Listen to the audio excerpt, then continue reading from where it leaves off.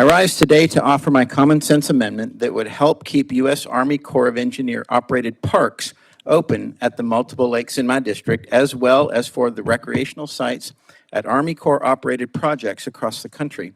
This amendment would allow local partners that manage multiple recreational sites at U.S. Army Corps Works projects to apply user fees collected at one site to pay the expenses at any other site that they oversee at that project, rather than being limited to spend the fees only at the specific site where the funds were collected, and that which is the current law. Constructed by the Army Corps in the 1950s, the largest lake in my district is Lake Lanier, and it is the most visited U.S. Army Corps project in the entire United States, with over 12 million visitors every year and a more than $900 million economic impact in the local area.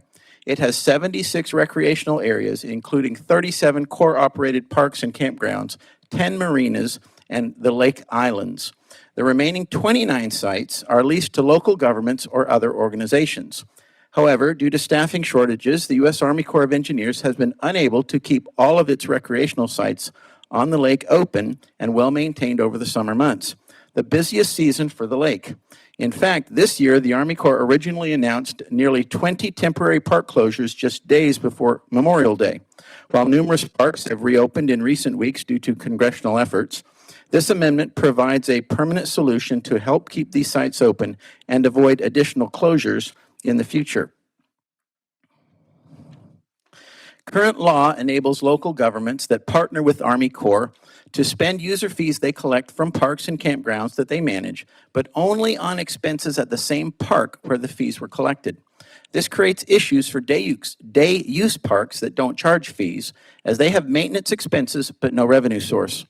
Therefore, local governments are less likely to want to manage these sites, given that there are no funds available to support their upkeep and would have to be supported entirely out of the local municipality's budget.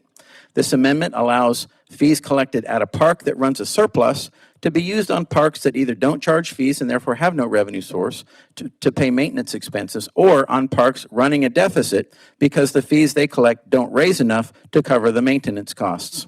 This amendment fixes the problem by providing local governments with more flexibility to keep all recreational sites open, safe, and clean, regardless of whether the area charges fees or not. Expanding local government's authority over user fees provides a strong incentive for cities and governments to lease additional recreational sites from the U.S. Army Corps of Engineers, therefore ensuring more areas remain open to the public. And I believe in assisting local control as much as possible. And the Army Corps even confirmed to me that in the areas where it makes sense to lease the parks, that local control does the best job. In short, my amendment offers a simple yet effective solution to help keep Army Corps recreation sites open across the country. In addition, I also want to highlight the report language expressing the committee's concern about the lake park closures and encouraging the Army Corps to continue working with local partners to maintain park leases and expedite the lease approval process. And with that, I thank the chairman for his work, and I thank the full committee chairman as well, and I yield back.